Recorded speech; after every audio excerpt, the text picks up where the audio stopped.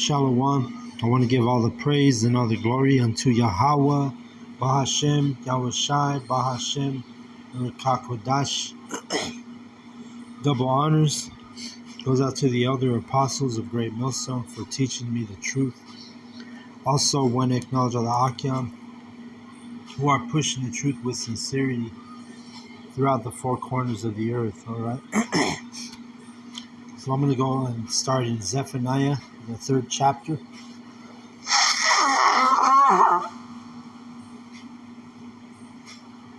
Salakia. It says, woe, starting at the top, woe to her that is filthy and polluted, to the oppressing city, which this is talking about, it's talking about our people. We're polluted here in this oppressing city, which is Babylon the Great, right? So woe means destruction. So woe to her that is filthy and polluted, to the oppressing city. She obeyed not the voice, she received not correction, she trusted not in Yahweh, she drew not near to her power. All right. So our people, they don't trust in Yahweh, right? They rather trust in the so-called white man, right? In America, where we are in our captivity. Our people put their trust in the so-called white man, right? For their safety, for their to eat, to they basically the majority of our people, they put their trust in the white man, the so-called white man, the Edomite, rather than Yahweh, right? So that's why we're polluted, because if we're people, we're putting our trust in waiting on Yahweh Bashem Yahweh Shai and the return of Yahweh Shai and the angels when they come back. If they were waiting on that day, and they actually, had the faith to believe in the prophecy that Yahweh Shai is coming back with great glory with the clouds and the angels,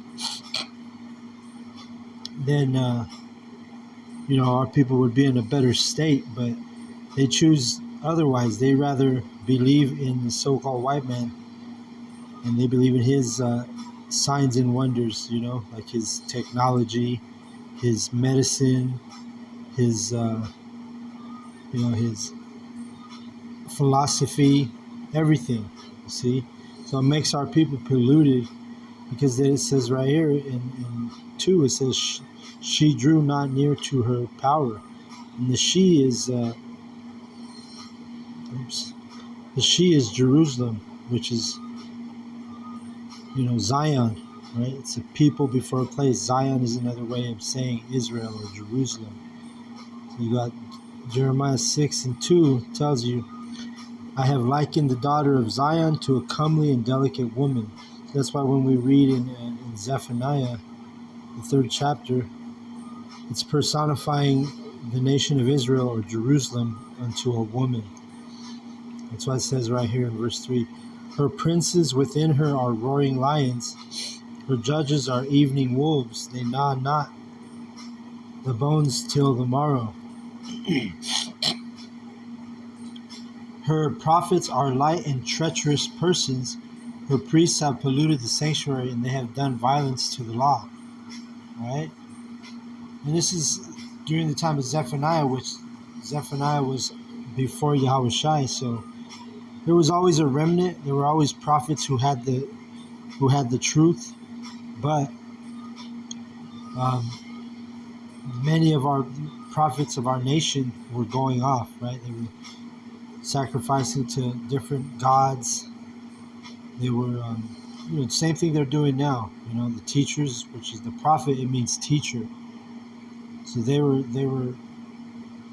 The prophets were polluted as well, and the priests, right? Because in the nation of Israel, we're supposed to be a royal priesthood. The whole nation, from Judah down to Issachar, all the tribes, you're supposed to be a priest if you're a male, if you're a man. Meaning you're supposed to know the Bible, but our people don't know the Bible. They know the ones that think they know the Bible here in Babylon, America. They know it according to philosophy that belongs to the so-called white man, not to. They don't know the actual truth according to wisdom and knowledge, right? And it says, and her prophets are light and treacherous persons. And the word treacherous goes into betrayal. So the majority of the teachers here that are in America, like you have a lot of these so-called black churches, and you have a lot of these Latino churches. They set up churches, and they're not teaching according to the truth. They're teaching according to the Christianity, which is a false doctrine, right? They're calling on the name of Jesus Christ, aka Cesare Borgia. They're not. That's pollution in the congregation. When you do that kind of that's a serious offense to Yahweh Bashem Yahushai, to be calling on the wrong names and whatnot. All right, and the doctrine. I mean, the elect are able to discern, meaning recognize the that modern Christianity is not. It doesn't line up. It doesn't parallel with the Holy Bible, the Scriptures, right? With the doctrine that the Christians here in America teach in Babylon, it doesn't line up. It doesn't add up with the Scriptures, right? So, I was going to get that because I read her priests have polluted the sanctuary, right? So you got all these Israelite so-called priests, pastors, leaders of churches, leaders of congregations, and they're literally polluting the sanctuary because they're not teaching. The only ones who have the knowledge and the truth are the prophets who are on the streets, right? And I would say, starting out, it's the banner of GMS has 100% truth, right? The rest of these teachers, these prophets, so-called prophets, they're not teaching according to the true doctrine. They go off on a lot of areas, right? So we're supposed to be a royal priesthood, the nation of Israel. I was going to grab that, but I'm going to keep moving on in Zephaniah 3 and 5. It says,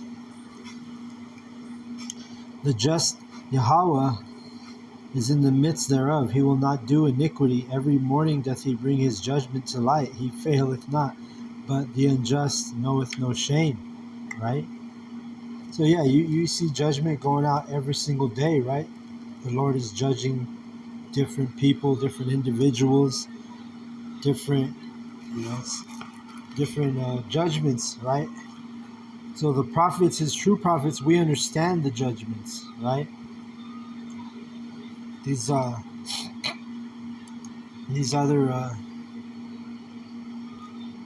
nations, these other so-called Christian pastors and priests, Catholic priests, all these different leadership in the churches here, they don't understand the judgment of Yahweh Bashem Yahushai, right?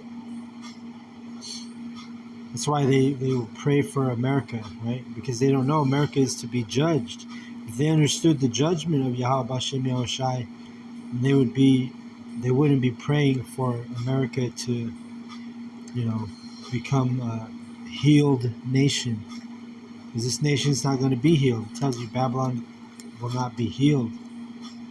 But let me see. I was going to grab. Oh yeah, let me grab. I got a lot of precepts in my mind, so I'm trying to. Let's see, Psalm 147 and 20, I think. Yep. Well, I'll start at 19. He showeth his word unto Jacob, his statutes and his judgments unto Israel. He hath not dealt so with any nation, and as for his judgments, they have not known them. Praise ye Yahweh. All right. Let me go back to Zephaniah. In 5, it talks about he will not do iniquity. Every morning doth he bring his judgment to light. He faileth not, but the unjust knoweth no shame. Right? Yeah, they don't know the shame because why? They don't know the laws. You should be ashamed if you're an Israelite and you break the laws. And to have that shame come on you, you gotta learn the laws, right? Because you're not gonna feel no shame if you're out here, moving like a heathen, and you're not gonna have shame because you have men of our people, the Israelites, the 2/3. What do? They go. The men are and the women are caught up in adulterous affairs. The men going after other men's wives. The women are leaving their husbands and becoming prostitutes in the city, becoming whores in the city. And they don't have shame. They're not shamed because America allows all this, right? It says in verse 6, I have cut off the nations, their towers are desolate. I made their street waste, that none passeth by. Their cities are destroyed, so that there is no man, there is none, in, that there is none inhabitant. I said, surely thou wilt fear me, thou wilt receive thou wilt receive instruction, so their dwelling should not be cut off. Howsoever I punished them, but they rose early and corrupted all their doings. All right. So Yahweh Bashim Yoshai, they've laid it out for us. I keep telling you they have the blueprint set, the Bible, right? We have the laws, all the laws of Yahweh Bashim Yoshai are in the Bible, but our people don't know the laws because why? They don't study. So they become corrupt with their doings, with their goings and their doings. Everything they do is wicked and abomination, because simple things like not celebrating the pagan holidays, not celebrating the birthdays, right? If you understood those laws and those rules that we were supposed to abide by, then you would have shame if you were doing that. You would have a conscience. You'd be like, oh, you would like, I'll go with like a family, right, in a household. The father, he should lead that family according to the laws of Yahweh Bashem Yahushai. So the law, you have to know the law so that you don't break the law. Even though a lot of the laws we keep them by nature, being the Israelites. It tells you that in Romans chapter 2.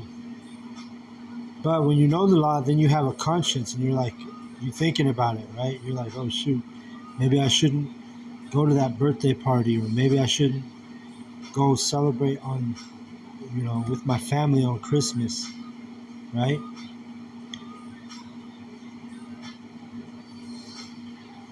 Let me see, let me grab that real quick.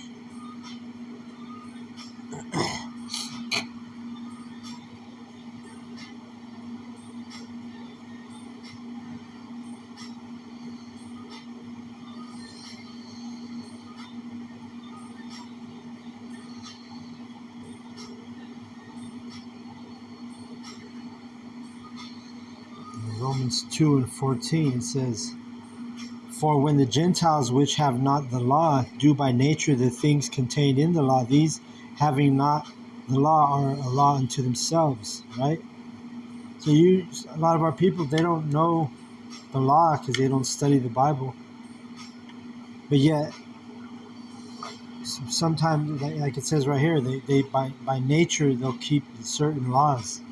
Like you have a lot of people who they're not coming and saying, hey, I'm an Israelite, but they'll be in the same breath, they'll tell you, well, hey, I don't eat pork,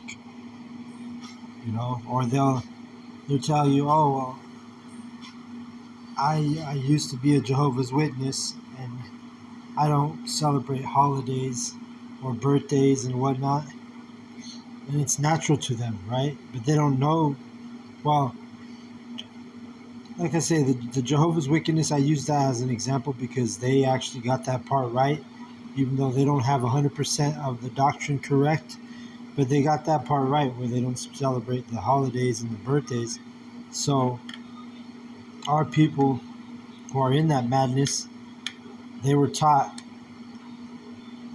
But this is really doing by nature, right? You don't know the law. Maybe you never read the Bible, but you know that you're not going to go commit adultery with another man's wife because you know that in your spirit, you know that ain't right. By nature, you know that's not right. And you get the point, all right? Zephaniah 3 and 7, it says, I said, surely, or I'm sorry, I read that one already. Yeah, because if we could have kept the laws to perfection from the beginning, you know, that we would have never been cut off from our dwelling, like it tells you in verse 7 here, right? Our dwellings would have continued forever, but it was not how the script was written. The script was written for us to go off, and then Yahweh, showing his power and his mercy, bring us back into the fold and into remembrance of all the things that are contained in the scripture. We come back into remembrance. We come in the law. We come back to remember the laws. We come back to remember who we are, right? We come back to remember the true names. You know, there's everything tells you in John. I want to say John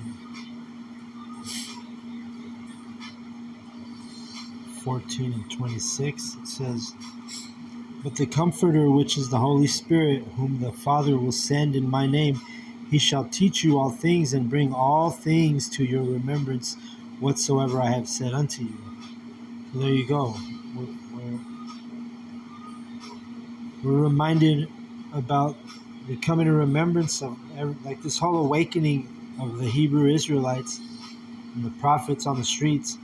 It's because, why? Because we coming into remembrance of all things, like I just read. All right? So Zephaniah 3 and 8.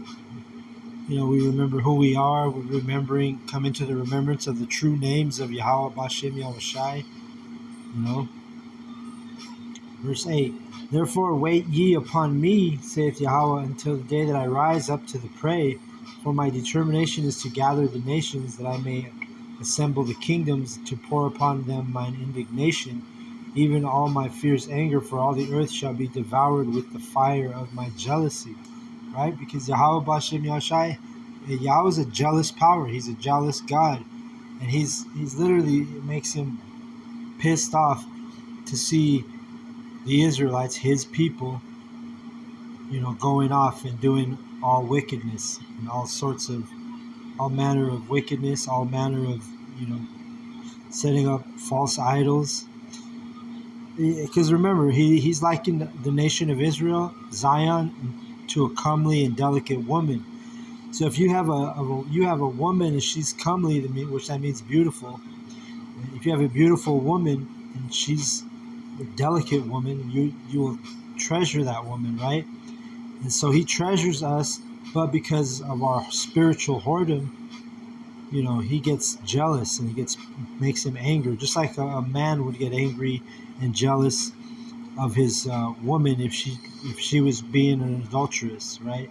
That pisses him off to the point where he may even kill her, right? I did a lesson last week, I think it was, where, you know, there was a prime example of what I'm speaking on. There was a dude that he beat his woman to death with a baseball bat because she was committing adultery. She was cheating on him. So he took the law into his own hands and he beat her to death with a baseball bat. That's how Yahweh Bashem Yahushai, they're jealous. They're jealous. He says right here, that's why he's going to devour the earth with fire of his jealousy. Because he hates to see our people, you know, involved in wickedness or involved in different, you know, worshiping, you know, idols, worshiping, you know, philosophies that are not philosophies that are dedicated to Yahweh Bashem Yahushai. He's mad, angry. That's why so many of these people are going to get fucked up, man. Because if you go outside every day, like today, I went outside and I was like, well, maybe I'll take my daughter to the park. But then I was like vexed even thinking about that, because I've been to the park. You know, I'll ride my mountain bike for exercise at the park. And it's vexing because you see all these wicked ass homeless people, you know. And I say wicked because they're all doing like who knows what drugs, but they're all fucked up.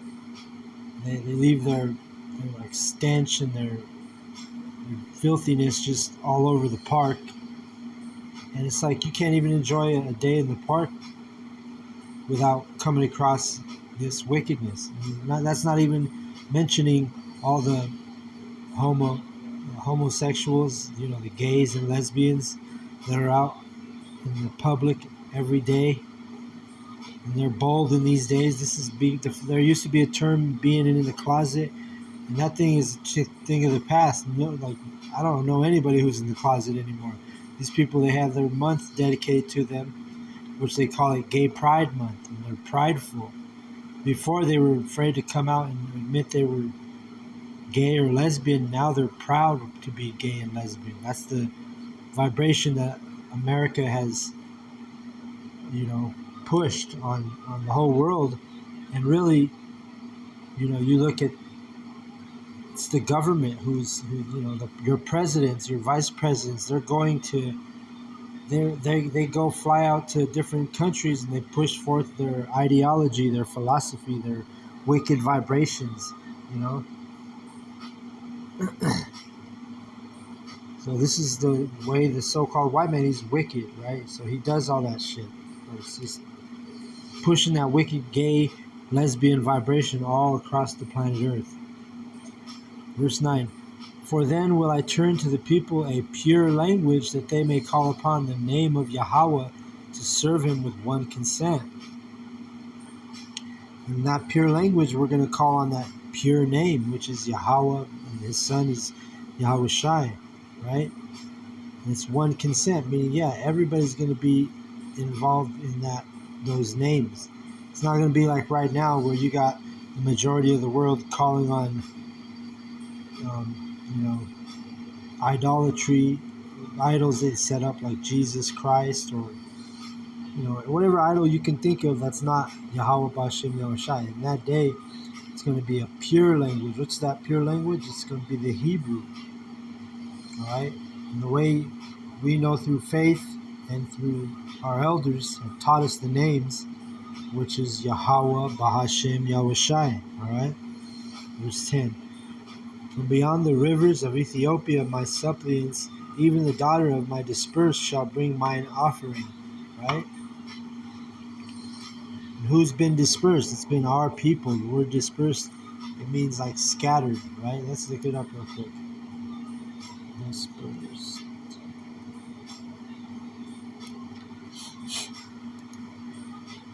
So that word dispersed, it means scattered, exactly like I said.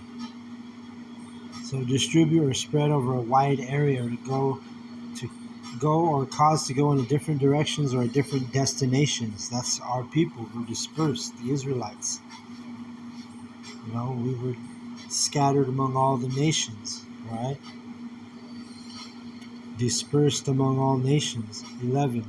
In that day shalt thou not be ashamed for all thy doings, wherein thou hast transgressed against me, for then I will take away out of the midst of thee them that rejoice in thy pride, and thou shalt be no more haughty because of my holy mountain. And when his holy mountain, another metaphor for the mountain is talking about government, his holy government, which is going to be the prophets, the 144,000 are going to be that sovereign government ruling over the entire world. When Yahweh performs this, what I'm reading, it says, in that day I will take away out of the midst of them that rejoice in thy pride. You're not going to be haughty anymore because of my holy mountain, because haughty deals with pride also. Those two words are similar. So, you're not going to have no gay pride when we're in control. When the prophets are ruling over the planet Earth, because that's the blessing that the 144,000 men who are teaching this truth, the holy prophets, we are that holy mountain, which again, the mountain is a metaphor for government. That's why when you have the thing called the G7 summit, it's talking about 7 governments meeting for a council. They have a meeting. They call it the G7 summit. And a summit is the definition of a summit is the top of a mountain, the highest point of a mountain. All right. So our holy mountain is going to be the prophets. We're going to, the men, the Lord's, the men of Yahweh Bashim Yoshai are the holy mountain. All right, the holy government. Verse 12. I will also leave in the midst of thee an afflicted and poor people, and they shall trust in the name of Yahweh. See? So yes, we know that. Well, let's get this comes to mind real quick. Let me see. Is it Ecclesiasticus 2:2?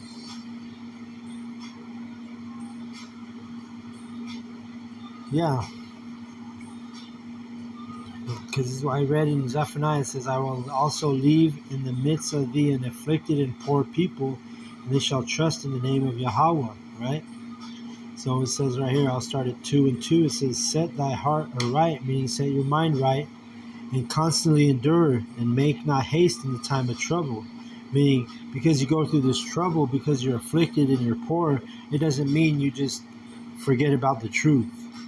No, it means enduring means you endure. You take the good with the bad, right? Because you got to remember, he's a God of balance. He's a power of balance. So he's going to give you bad, but he's going to give you good too. But you have to endure through both, the good and the bad, all right? Like they say in the world, through thick and through thin, right? Verse 3, cleave unto him and depart not away, that thou mayest be increased at thy last end, all right? So the last end is what we're approaching, right? The end of the Babylon, the World War III, right? Don't depart from Yahweh when we're right in the midst of the last days. The end is coming soon, and Lord's will, it comes sooner than we believe, right? Verse 4, whatsoever is brought upon thee, take it cheerfully, and be patient when thou art changed to a low estate. All right? So this thing, I had to remember this verse because, we're the poor and we're afflicted, and being in this truth, the Lord's prophets, we always tell you when we're at camp, we always tell you, Yahushua was afflicted, was he not? He had to go through hell, right? So how much more Yahushua's servants, or really Yahweh's servants, because Yahushua said, don't serve me. I'm the fellow. He said, I'm the fellow servant. So, but yeah, this is a beautiful verse right here. Whatsoever is brought upon thee, take it cheerfully. So whatever it is you're going through, man, if you're going through financial woes, you're going through woman problems, your wife isn't in order, your family's not in order, your kids are not in order, whatever it is you're going through, take it cheerfully and be patient, man, when you're changed to a low state. Why? Because we read number 5. It says, for gold is tried in the fire, and acceptable men in the furnace of adversity. All right? So literally, we're going through this furnace of adversity. We're going through the fire right now, man. Brothers, cars are breaking down on them. Brothers, women are leaving them. Could be all happening at once. Could be, one or the other. Brothers are getting, I mean, just you get the point. Our the men in this truth who are teaching this truth we're afflicted greatly, man. And remember, you got to be happy when this happens to it. When you're being afflicted, and guess what? That's more proof that you are probably the elect. Because what does it say in Hebrews? In Hebrews, it tells you. Let me get it. Hebrews. So like, that's Satan. I can't find Hebrews all of a sudden. Okay, right. Hebrews 6 and that's. Let me see. It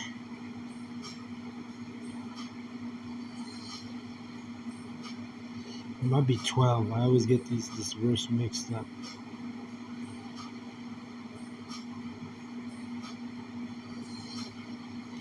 Hebrews 12 and 6 maybe. Yes. It says, "For whom Yahweh loveth, he chasteneth, and scourgeth every son whom he receiveth." That word scourge goes into whip. He's whipping you into shape, man. He's putting you through that furnace of adversity. He's afflicting you. You see? If you're part of the elect, you're definitely going to get afflicted, all right? Again, the servant is not greater than the master, you know? We have to be afflicted. We have to go through hell, you know? And we're all going through it, man. Because, you know, last week, I think it was, where it was brought to the light that the elder apostle Ricard, he was having his truck basically, from what I hear, broke down, died on him, to the point where, you know, it was going to be a problem for the elder apostle Ricard, right? And guess what? The same thing happened to me about 2 weeks ago, 3 weeks ago. My car broke down where it was not worth it to replace the engine, you know? So we're all going through this hell, man. We're all being scourged. We're all being chastened. And, we're supposed to rejoice when we go through this, because in this flesh, you could get weak if you're not, your spirit's not strong. If you're not moving in the spirit, you think about the flesh and you be like, oh shit, man, I'm fucked. My car don't work. That's a heavy thing to deal with in this type of, in Babylon, because you need a car.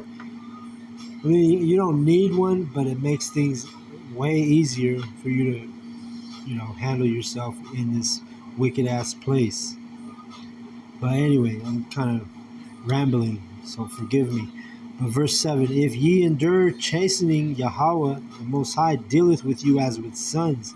For what son is he whom the Father chasteneth not? Right? So he's like, if you're getting chastised, if you're getting scourged, if Yahweh Hashem Yashai is whooping your ass right now in this trial and tribulation that we're going through, right? We're going through the fire.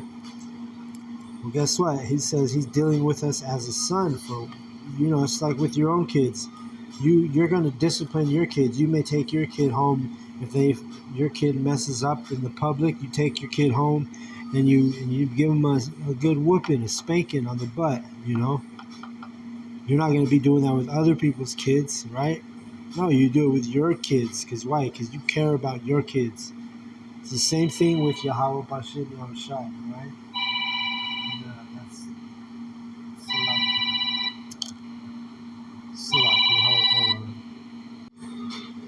All right, so yeah, it says you're gonna whip your kids, because why? You care about your kids. And then it says right here, it says in verse 8, but if ye be without chastisement, whereof all are partakers, then are ye bastards and not sons? You see that? So if you don't, it's a good sign to go through hell, man, right now, right? It shows you you're probably an Israelite if you're going through hell, and if you're able to endure, then you might be of the elect, right? Because right now, the so-called white man overall, he's doing a lot better than the Israelite. Well,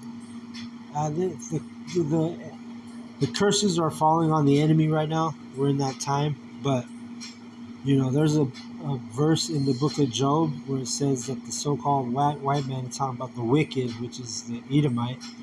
It says he is not troubled as other men. I think that's how. Let me grab that. Oh yeah. Okay, so I thought it was in Job, but it's actually in Psalms. So I was off on that one. Psalm 73. That's why we got to be diligent and constantly be in this Bible, because you'll forget where these verses are, man. If you don't stay on it, Repetition is the father of skill. Our elders always say that. So Psalm 73 and 5. It says, talking about the wicked, it says, they are not in trouble as other men, neither are they plagued like other men. You see that? And it's talking about the wicked, because if you go up to verse 3, it tells you that. It says, for I was envious at the foolish when I saw the prosperity of the wicked. And Esau Edom right now, his is his kingdom, so he's going to prosper here. That's why where I live, I just got to drive across the street, or not even drive, I ride my mountain bike across the street, and there's this place called The Ranch, and it's these big-ass houses, man. Big-ass. Some of them look like castles, man. They're fucking huge. But you drive through that development, or you ride, like me, I ride my bike through that development, and these motherfuckers are living, right? Some of their houses are ridiculous in this place I'm talking about. And like as I ride my mountain bike through that development, their backyards are basically golf courses, right? With this big ass golf course. And I'll be, take a break from my work. I'll do a mountain bike ride, and I'm riding my bike right by the golf course. It's a fucking Tuesday morning, and these Edomites are out there just golfing, sipping on pina coladas and whatnot. You know what I'm saying? Like, they're living it up. This is the prosperity of the wicked. They're not troubled as other men. They're not plagued like other men here, right?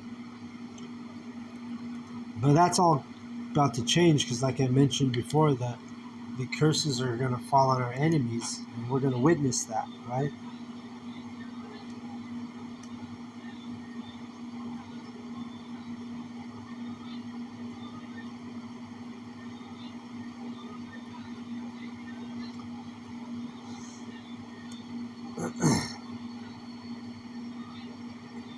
Let me grab that real quick. It's Deuteronomy 30:7, because that's going to happen too. But overall, you get the point. This is still the white man's kingdom, the so-called white man's kingdom. The Edomite is living it up. He's golfing on Monday, Tuesday, Wednesday, Thursday, Friday in the morning. 10:30. This motherfucker's out there golfing and shit. And he's got his women with him golfing. You know what I mean? Like, that's an Edomite thing right there, man. Okay, this is Deuteronomy 30:7. It says, and Yahweh thy power will put all these curses upon thine enemies and upon them that hate thee, which persecuted thee. All right? So yes, the curses, they're falling on Esau Edom, and it's because our elder Apostle Gabar, he always talks about the interview George Carlin gave, where he said, hey, America is circling the drain, meaning this place is going to shit. It's coming to naught. It's going to be destroyed. It's going to be desolate before we know it. That's why this is the time that brothers need to hearken, and we need to repent, and we need to we need to keep enduring all the bullshit we have to go through. We're in those times, man. This is what time it is. The scriptures in the Apocrypha, it speaks about that. Measure thy time diligently. So how do you measure the time diligently?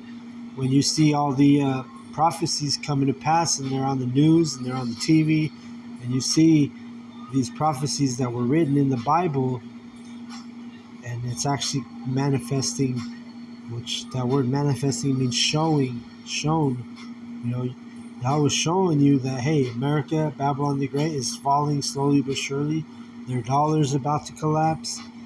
They're about to push forward their micro C-hip, their microchip, right? And eventually the last trump is going to be those missiles. So Lord's will, this happens very soon. It's the mindset we should be in.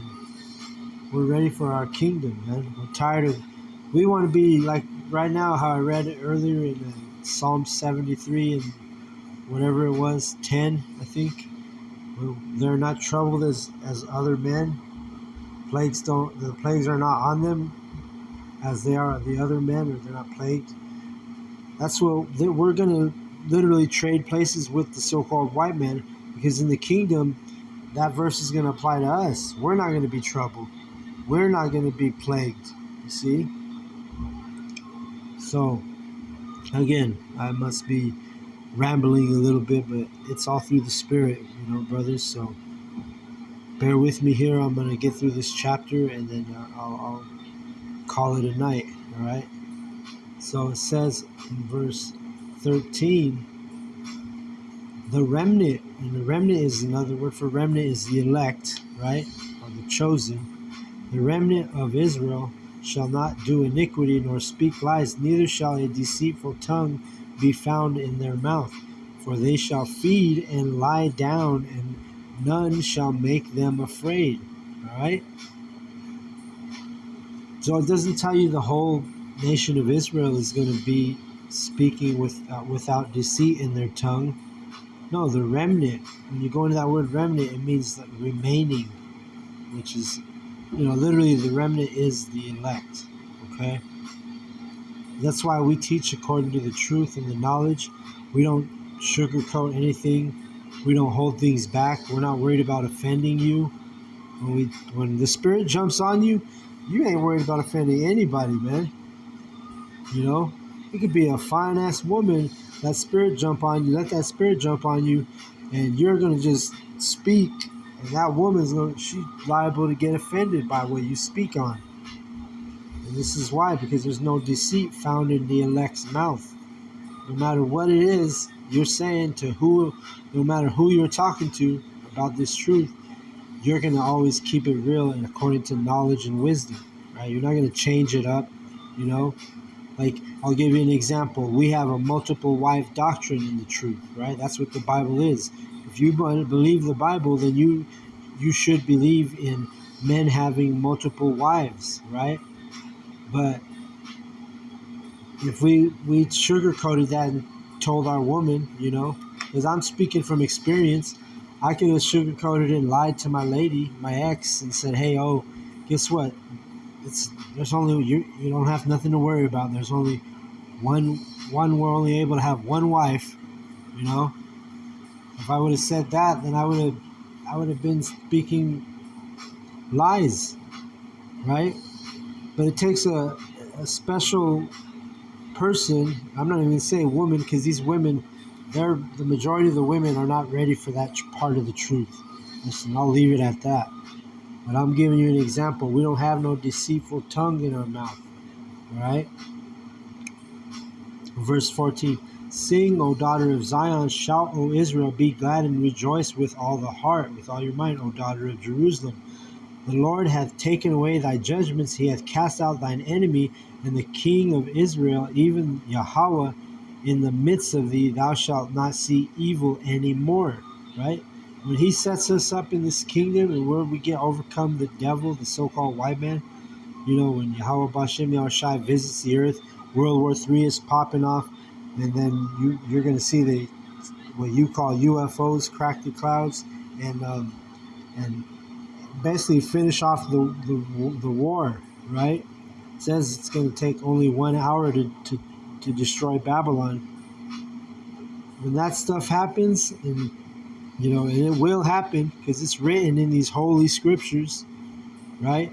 When it happens, when that stuff goes down, those prophecies go down, guess what? We're not going to see evil anymore, man.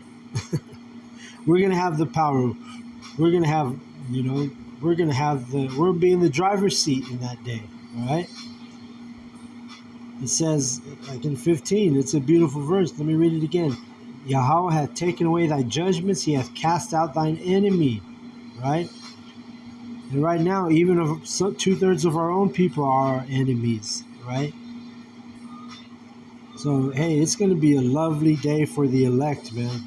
But because we have to understand the duality of the Heavenly Father, it's going to be a lovely day for the elect, but it's going to be a day of wrath, death, indignation for the heathen and the 2/3 that don't believe in this truth.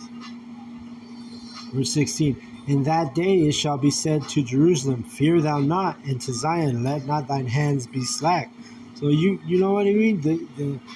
all the tribes who are going to, the remnant, the elect of all out of all the tribes of Israel, we're not going to be having fear in that day. We're not going to be seeing evil anymore. We're not going to worry about the heathen. We're not going to be worried about the 2/3. No, that day is going to be a day. The day of Yahweh, it's a good day for some, and for some it's a terrible day, right? And the ones that's going to be good for are the ones who are in the faith. You know, we're in this faith. We're in this belief that we teach each and every day, right? Verse 16, or I'm 17, sorry. Yahweh, thy power in the midst of thee is mighty. He will save, he will rejoice over thee with joy. He will rest in his love. He will joy over thee with singing. You see that? So we're gonna be singing, man. When we get to the kingdom, when we destroy, I should say Yahweh Bashem Yahushai destroys this wicked, all the wicked that's on the planet Earth right now, and the majority of it is coming from Babylon, America. Well, guess what? In that day, we're going to be singing. We're going to be able to rest in Yahweh's love. Right now, everybody I talk to, man, when you talk, and I don't talk to too many people, but the ones that I've came across, they're all in a spirit of depression, man. They're like, there's something off right now in Babylon the Great, and it's all the work of Yahweh. And us who are in this faith, who are in this truth, or in this ministry, we understand why it is the way it is. But the people that are not in the truth, they don't have the faith and understanding, they're fucking depressed, man. You see? And again, it's because they don't know the truth. Because I'll bring out a quick verse. If you're in a spirit of depression right now in Babylon, which the majority of these people are, you're not in the right spirit, man. Because John 14, it says right here, let not your heart, and your heart is your mind. So let's read it that way. Let not your mind be troubled. Ye believe in the Most High, believe also in me. This is Yahweh Shai speaking, right? So Yahweh Shai is like, hey, he's like, I know you're going through hell. I know you're going through the fire. I know you're going through the affliction. But guess what? Don't let your mind be troubled.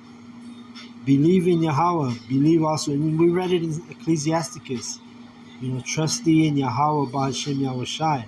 That's where we have to have all our trust, is in the two most powerful entities in the whole, whatever you want to call it, universe or galaxy or infinite world or planets, everywhere.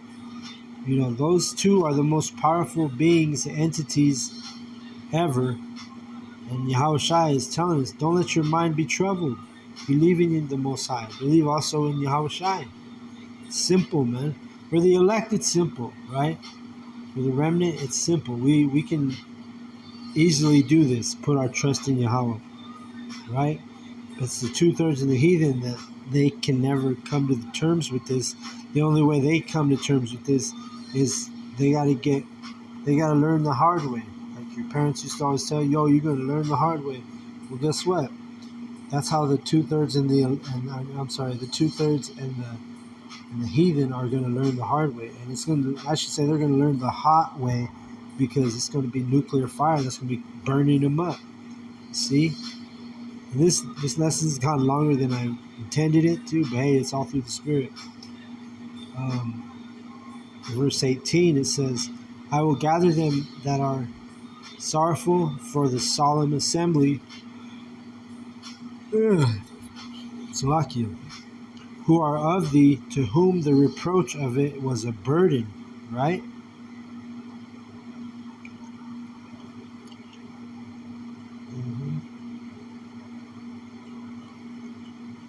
Yeah. So let's keep reading. 19. Behold, at that time I will undo all that afflict thee, and I will save her that halteth, and will gather her that was driven out. And that her again is Israel. It's Jerusalem, right? Zion. All pertaining to the same people. But it's telling you right here, I'll read it again. Behold, at that time I will undo all that afflict thee, and I will save her that halteth, and gather her that was driven out. And I will get them praise and fame in every land where they have been put to shame. See that? And I forgot that this verse was in this chapter. But this is that fame that, if we're of that number of the 144,000, we're going to be famous according to the scripture. And that's not why we do this work. But guess what? If you have the spirit to endure, then it comes with the territory, man. And we got brothers in the truth, elders in the who sometimes the elders will migrate to other camps and go visit camps. And I remember one of the elders from Dallas. It was Apostle Ricard, Elder Yashuwamba from Dallas. I believe he in Dallas also. And I forgive me because I forget the elder's name. One of the other elders from Dallas came out here, and he was joking with me when I first met him. Right, he came to do camp with us. He said, "Oh, what's up? You a celebrity, man?" He was joking, But this is why it's this verse right here. We're gonna get fame, and it is in a way it's famous because we don't know like when the elders are watching our camps or when other brothers are watching our camps. Then if you happen to see that person in person in real life, then you get that, hey, that's how it was when I met Apostle Ricard. I was like, I know he's just an ordinary man. Well, I should say an extraordinary man, but it was still like, to me, he had fame, right? Our elders already had fame. The way, one example, Apostle Tahar and Gabar and Apostle Gabar and Apostle Ramlab, they're literally known among men who are teaching this truth in countries like Africa. So that's an example of being famous, man. Let me get that word famous real quick. See, here it is. This is what famous means. Known about by many people. Right? So that's what it is. Like, hey, we're not saying, oh, we're celebrities, right? And really that word celebrity goes into star, being the star, like a star in the sky, like celestial, celebrity. You got both of those root words deals with like the star, right? So I looked up the word famous, and this is the definition: known about by many people, well known, celebrated, prominent, famed, popular. Right? These are all similar words: distinguished, respected, esteemed, right? Great, exalted, honored, acclaimed, illustrious. You see? You get the point? Our elders are definitely famous by this definition, known about by many people. Come on. Our elders are known by men who are in Africa, all over the earth, all over the planet Earth, because of the truth, right? Elder Apostle Tahar,